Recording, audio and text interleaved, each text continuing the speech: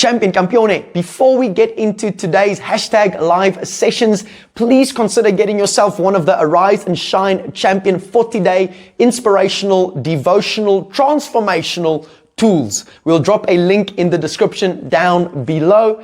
And yep, with that being said, let's get into today's session. Siyabangena. It wasn't always the case, because 9 odd years ago, I found myself in a very, very dark place. I ended up in the back of a police van, busy hitchhiking, 12 o'clock, 1 o'clock or so in the morning, completely drunk out my mind, all in the name of cool. All because I was trying to impress people who didn't even know what my surname was. And when you live to impress other people, you'll always be depressed. When you live for popularity and for the applause of man, you will always be suppressed and oppressed.